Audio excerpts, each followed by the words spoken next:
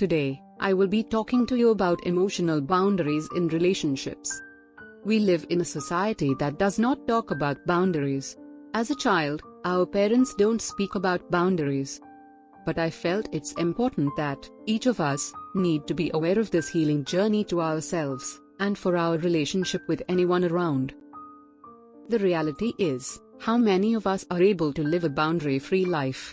Isn't that a big question? I spoke to a lot of psychological counselors and got their perspective and would like to share them with you. So, if you have a small child and the child is seeking your attention because the child wants something that you feel the child is not entitled to, the child keeps crying and pestering. At that moment, there are several things you do in what you think is right. There are several things we do to stop a child. We give the child whatever it wants to stop the persistent crying.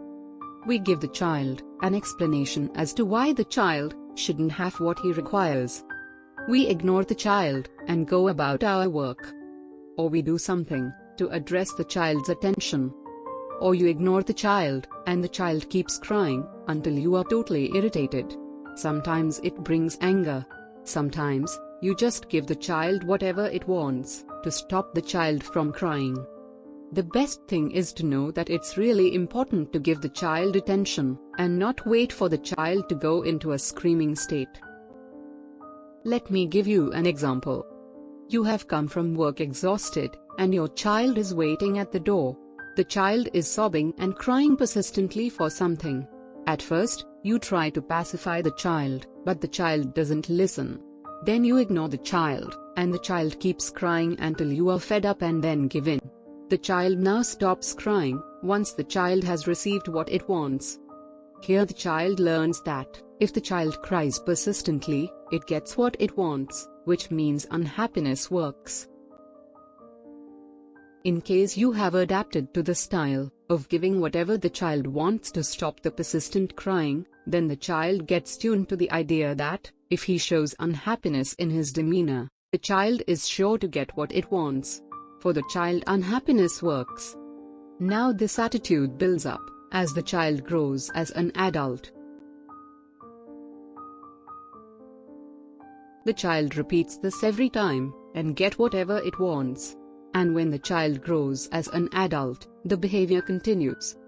The adult still has the unconscious belief in their mind, and so they periodically enter a state of unhappiness, that things are going to change if they are really unhappy. As adults, we continue to go into the state of unhappiness to get what we want, as our subconscious mind is tuned to the way we have grown. Some adults never discover that unhappy state does not work always. And they're adults and they continue to practice what they learned as little children for the rest of their lives, never realizing that it doesn't work always. So how do you deal with someone who is stepping on your emotional boundary? There are three options that we could talk about. The first one is when people try to cross your boundary. For whatever reasons, you become vulnerable, and you just give in due to your own vulnerability issue. You just take in whatever happens to you. This is not a good option at all. The second option is the other extreme. You just cut away the person from your life, break relationship, and do not have to do anything with that person anymore. This also is not a good option. The third option is when you talk to the person, saying that this is not what I like, and this is not working out for you.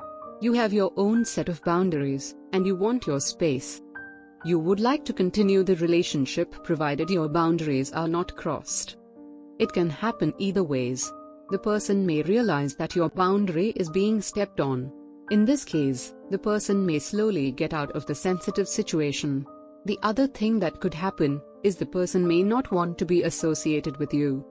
Now, a person should be able to respect your boundaries. In case that's not working out, relationships could be hard. But in case they understand your perspective and stop bothering you, the relationship could be enriching.